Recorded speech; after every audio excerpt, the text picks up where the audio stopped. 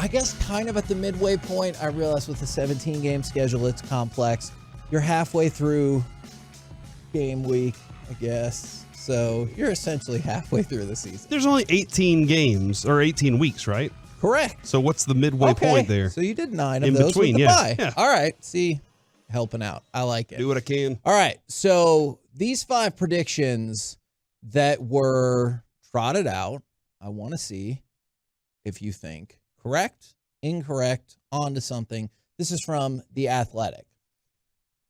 Week 14 showdown with the Eagles will have the division lead at stake. Now, I know a lot of people have pointed to they believe there's a path for the Cowboys to be 9-3, for the Eagles to be 9-3 at that point with the division lead on the line. But I mean, obviously, I think you would argue that even if the Eagles were 10-2, if the Cowboys were 9-3, clearly a lot on the line in that game. Yeah. Oh man, Kevin, that is the meat of the schedule for the Cowboys too, right? Like that's yes. What you pointed out was that Bills, Dolphins, Lions, Eagles section. It's tough. And, the Seahawks are involved there too. It is probably best for the next 3 weeks that the Cowboys have the opponents that they have. Not that it's going to be easy on them, but maybe the lighter part that they can kind of ramp up for and start to really deploy some of their best stuff. I do think, I don't think that the Eagles are going to lose enough games to keep them or to, put them in that position.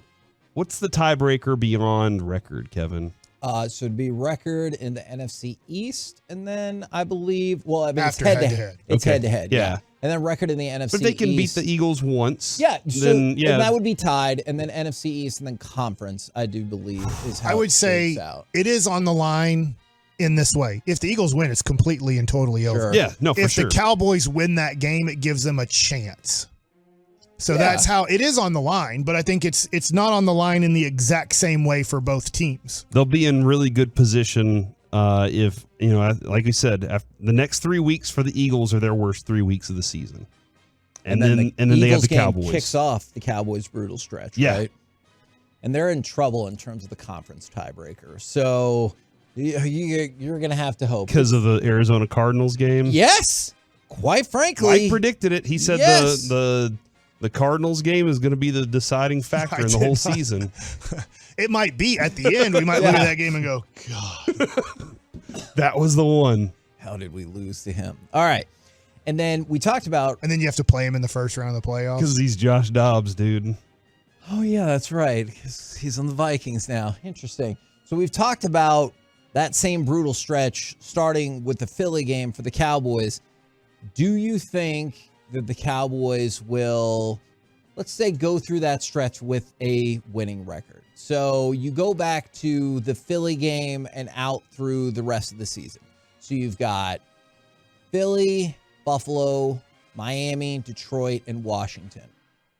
That's 2 losses for sure. Okay. Do you think they can have a winning record in that then? Wouldn't that be 3-2? Didn't you Yes. name 5 games? Yes. So yes, they can. Okay. I think 3-2. Do you have 2 specific losses, or are you just like, it's tough back to back to I back think they'll to back? beat Philly in I think it'll be a very close game, but I think they'll beat Philly here in Arlington. The game in Buffalo's at Buffalo. Yep. That's an L. At Dolphins too. L. The thing is, you're probably right, but the thing is, the Dolphins are stuck in the same spot where they don't beat good teams either. Is it at Detroit? No, at home against Detroit. Are you looking past Seattle?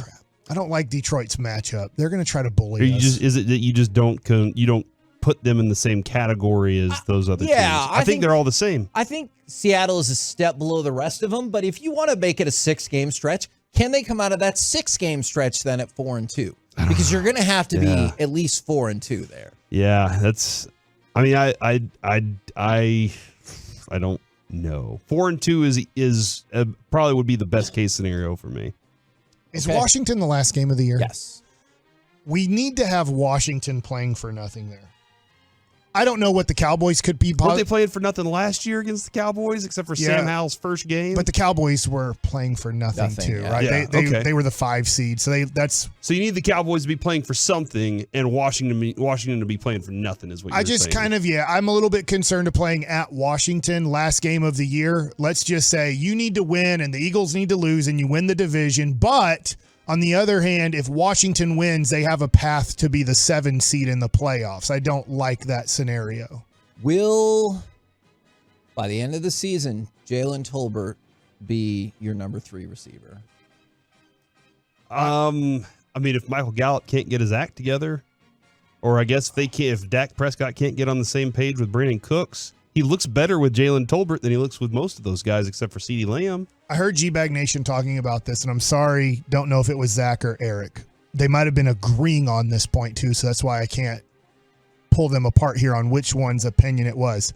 They said it doesn't matter because they only really throw the ball to CeeDee Lamb and then to now Ferguson. Yeah. And then everybody else is just kind of get in where you fit in. There's not really a number 2. There's not really a number 3. There is a wide receiver so weird to me. And a tight end. And then everybody else is kind of tied for 3rd place. Yeah. And so you're going to have 5 receptions for the other guys. Maybe even 6. But who gets the other 5 to 6? It'll probably be spread out. But last year, Kevin, we were like, why can't we do a Devontae Adams type thing where we just feed the ball to this one dude? He give him all the targets, and CeeDee Lamb's doing that this year. You knew it would come at a cost to something else. Absolutely.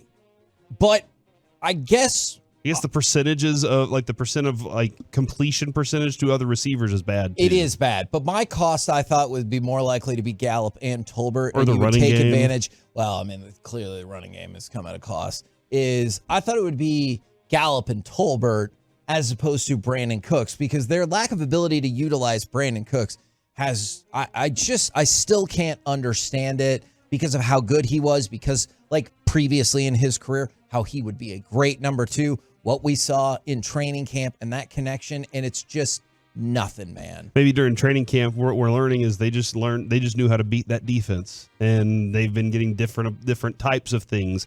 I still think if the top gets blown off, if they bring guys down, and I think the running game could be a big part of it, not being able to force that, and they're just like, hey, when Brandon Cooks can get open downfield, it changes things. That connection hasn't happened enough at all. This one's interesting since we brought up the running game, and I know some people are clamoring for this. Rico Dowdle will turn the backfield into a true 2-man show, which that would be a staggering indictment of the performance of Tony Pollard. I don't know if they can block well enough to do it. Okay. I don't think it's a true 1-man show right now at all by any means. And I like Rico Dowdle, and I think they're a great 1-2 punch together. But their offensive line, Kevin, the offensive line is meddling, in my opinion. What do you mean by that? They're right in the middle, Okay. You just put them right in the middle of everything. So are you going for middle there? I said, what did I say? Metal? Yeah, they're just they're meddling. Middle of the pack. Yeah, they're middle of the pack. Thank you, Mike. Appreciate somebody on this show here with me on this, and that's where they are, Kevin. Stop meddling in my business. Yeah, those are 2 different words that you're using in 2 different contexts. If somebody's meddling in your business, they're getting in the middle of it. They're getting in the middle of your business, and then you don't. Put the cheese in the microwave; it'll eventually meddle. Yeah, that is a 3rd different word. That's melted. The offensive line isn't great, Kevin, at either pass blocking or run blocking. And so I think that it's less about what Rico Dowdle can do, more about whether or not this offensive line can get back to what they should be. Okay, can I ask you real quick? And I like Tyler Smith, man. He looked really good on Sunday. Is there let's say there's 100% of the blame to go around. How would you break down just the offensive line as a whole versus Tony Pollard? 70-30. 70 for the offensive line, 30 for Pollard. And now, are we still missing whenever he does get through, or is he getting an ankle clipped and he's falling a little faster than he did last year? Yeah. And this is a great season for him to say, hey, I got to go make my bank this year and go after it. But I do think that's not going well. Creating that more of those opportunities and those lanes is very important.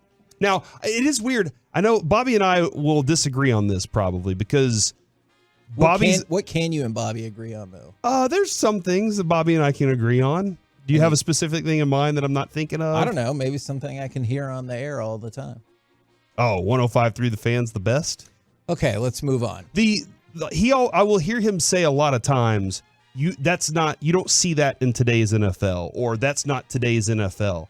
And I'm like, well, that's a great opportunity to go against the grain, isn't it? Whenever everybody else is doing one thing and they're only built to protect from one thing, then can't you be the team that goes opposite that? And he did mention this morning that things are cyclical. And so whenever a team says we're going to go light linebackers and we're going to go fast linebackers, well, now you get a big Derrick Henry to run right through them.